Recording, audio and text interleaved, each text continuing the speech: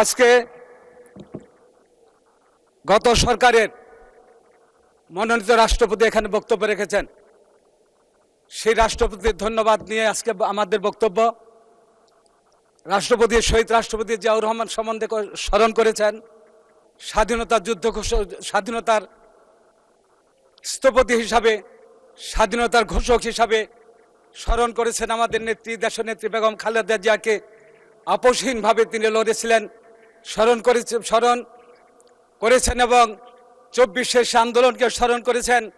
কিন্তু আমি একটা কথা বলতে চাই, সেই দিন যদি রাষ্ট্রপতি দুঃখ প্রকাশ করতেন যে সংসদে বসে সেই রাষ্ট্রপতি, যে সংসদের রাষ্ট্রপতি ছিলেন, সেই সংসদের কর্তৃত্ববাদী শেখ হাসিনা, আমাদের প্রাণপ্রিয় নেতা, যিনি স্বাধীনতার ঘোষণা না দিতে বাংলাদেশ স্বাধীন হতো না, তাকে পাকিস্তানের অনুচর বলা হয়েছিল, এই বিষয়ে যদি রাষ্ট্রপতি দুঃখ প্রকাশ করতেন তাহলে আমরা মনে করতাম রাষ্ট্রপতি একটি সুন্দর, একটি সঠিক তথ্য তিনি এখানে উপস্থাপন করেছেন এবং স্বীকার করেছেন। তিনি যদি সেই দিন বেগম খালেদা জিয়া যদি আন্দোলনের সাথে ওই ফ্যাসিস্ট কর্তৃত্ববাদী সরকারের সাথে আপোষ করতেন, তাকে গৃহহারা করা হয়েছে, তাকে সন্তান হারা করা হয়েছে, তার জ্যেষ্ঠ সন্তান তারেক রহমানকে 17 বছর নির্বাসনে রাখা হয়েছে, এর জন্য যদি সেই দিনকার রাষ্ট্রপতি দুঃখ প্রকাশ করতেন তাহলে তাকে মনের চিত্তের দিয়ে তাকে ধন্যবাদ জানানো যেত।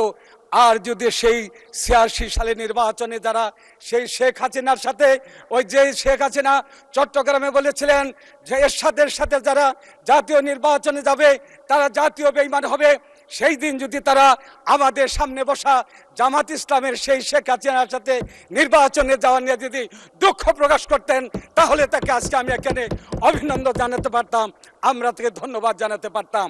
আজকে আমার অনেক রক্তের বিনিময়ে আমাদের পার্লামেন্টে আসা, আমাদের এমপি, আমাদের সেই ইলিয়াস আলী এই পার্লামেন্টে থেকে জনগণের পক্ষে, দেশের পক্ষে কথা বলেছেন, এদেশের মানুষের পক্ষে কথা বলেছেন। সেই দিন টিপাই মুখের বিরুদ্ধে কথা বলেছিলেন বলে তাকে হত্যা করা হয়েছে। আজকে ফারাক্কাবাদের কারণে বাংলাদেশ মরুভূমিতে পরিণত হয়েছে। এই ফারাক্কাবাদের বিরুদ্ধে আমাদের নেতা জিয়াউর রহমান সেই দিন খাল খনন বিপ্লবের ঘোষণা করেছিলেন। আজকে সেই খাল খাতার বিপ্লবের মধ্যে আমাদের এই আজকের প্রধানমন্ত্রী জনতা তারেক রহমানকে ধন্যবাদ জানাই। এই জাতিকে মরুভূমির হাত থেকে বাঁচানোর জন্য, দেশকে মরুভূমির হাত থেকে বাঁচানোর জন্য তিনি খাল খনন বিপ্লবে নেমেছেন। তার এই খাল খনন বিপ্লবে আমরা জাতি ধর্ম নির্বিশেষে, আমরা যারা সরকারি দল করি অথবা বিরোধী দল করি, সবাইকে আজকে ঐক্যবদ্ধ হতে হবে। খাল কাটা যদি এই বিপ্লব আমরা সার্থক সফল করতে না পারি, এই বাংলাদেশ মরুভূমিতে রূপান্তরিত হবে। তাই আমরা যত কথাই বলি না কেন, আমরা সত্যের প্রশ্নে, দেশের প্রশ্নে, জাতির প্রশ্নে আমরা যেন বিরোধী দল এবং আমরা যে সরকারি দল, আমরা যেন ঐক্যবদ্ধভাবে আমরা থাকতে পারি। এখানে জাতির প্রশ্নে কোনো বিরোধী দল সরকারি দল নয়, জাতির প্রশ্নে থাকবে আমরা এক অভিন্ন ঐক্যবদ্ধভাবে আমরা দেশটাকে করতে চাই। আপনারা দুবার গেলেন, ওয়াকআউট করেছেন, আপনাদেরকে ধন্যবাদ জানাই। বিরোধিতার প্রশ্নে বিরোধিতা করতে হয়, আমরা হাসিনার বিরুদ্ধে বিরোধিতা করেছি, বিরোধিতার প্রশ্নে অনেক কিছু করতে হয়। আপনারা এমন কোনো কাজ করবেন না যে বিরোধিতা করলে জাতি ধ্বংস হয়ে যাবে, যে বিরোধিতা করলে এই দেশ আগামী দিনের ভবিষ্যৎ গণতন্ত্র ধ্বংস হয়ে যেতে পারে। তাই আসুন আমরা সম্মিলিতভাবে, জাতি অপেক্ষা করছে, বাংলাদেশের মানুষ অপেক্ষা করছে, যারা পিতৃহারা হয়েছেন, যারা মাতৃহারা হয়েছেন, যারা বাবাহারা হয়েছেন, সকলেই অপেক্ষা করছেন তারেক রহমানের নেতৃত্বে বাংলাদেশ একটি আগামী দিনে একটি সমৃদ্ধশালী রাষ্ট্র ব্যবস্থা প্রতিষ্ঠিত হবে। তাই আসুন ঐক্যবদ্ধভাবে, যেমন করে ফ্যাসিস্ট হাসিনাকে পালিয়ে যেতে বাধ্য করেছি তারেক রহমানের নেতৃত্বে, ছাত্র জনতার নেতৃত্বে, তেমন করে আমরা ঐক্যবদ্ধভাবে আগামী দিনে একটি সমৃদ্ধশালী রাষ্ট্র ব্যবস্থা প্রতিষ্ঠিত করব। এই পার্লামেন্ট থেকে আপনাদের সকলের প্রতি আমার এই আহ্বান থাকবে। আর বলতে চাই, বক্তব্য অনেক রাখা যায়। আমি রাস্তার পথিক একজন বক্তা ছিলাম, আমি হাটে বাজারের বক্তা ছিলাম, আমাকে পার্লামেন্টে পাঠিয়েছে, কখনো পার্লামেন্টে বক্তব্য রাখার সুযোগ আমার হয় নাই। যদি আমাদের 14 সালে নিরপেক্ষ নির্বাচন হতো, এই নির্বাচনে এই পার্লামেন্টে আমরা আসতাম। যদি 18 সালের নিরপেক্ষ নির্বাচন হতো তাহলে আমরা আজকে থেকে 10 বছর আগেই এই পার্লামেন্টে আসতাম। যদি আমাদের সেই 24 সালে নির্বাচন নিরপেক্ষ হতো, তাহলে আজকে থেকে 2 বছর আগে এই পার্লামেন্টে আসতাম। আসুন আমরা ঐক্যবদ্ধ হই, ঐক্যের বিকল্প কোনো কিছু নাই, ঐক্যের মধ্য দিয়ে দেশটাকে গড়ি। আর বক্তব্য দীর্ঘায়িত করতে চাই না।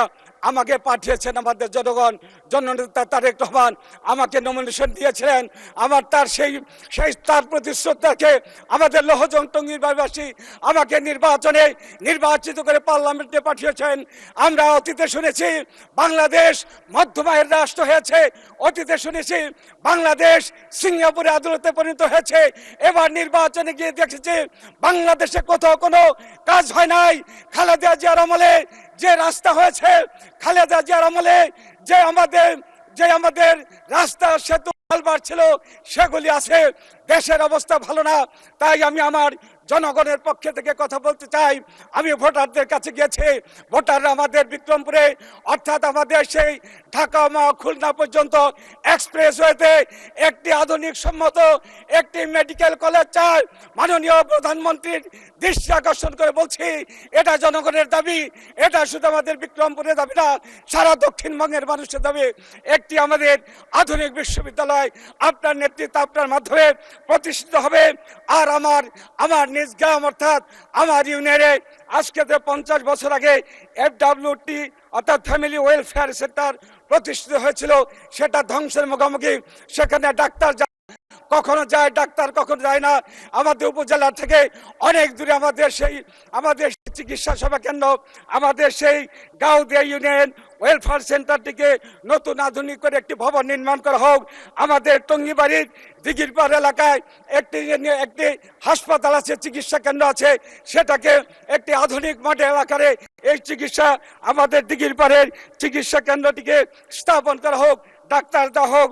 আর আন্তর্জাতিক মানে একটি বিশ্ববিদ্যালয় হওয়া উচিত। ঢাকাকে যানমুক্ত করা দরকার। ঢাকায় যে অবস্থা, আমাদের যদি কোনো রোগী ঢাকায় আসে, পথিমধ্যেই ঢাকায় ঢুকলেই সেই আমাদের বুড়িগঙ্গার পার থেকে ঢাকায় অথবা আমাদের পিজি হাসপাতাল আসতে 3 থেকে 4 ঘন্টা সময় লাগে। সেখানে রাস্তায় অ্যাম্বুলেন্সে রোগী মারা যায়। তাই হাসপাতালের দিকে আমাদের এই বড় হাসপাতাল দিন, আমাদের পদ্মা ব্রিজ থেকে নিমতলা পর্যন্ত যেখানে আপনারা মনে করেন ফ্যাসিলিটি, যেখানে মনে করে সেখানে হাসপাতাল দেওয়া হোক।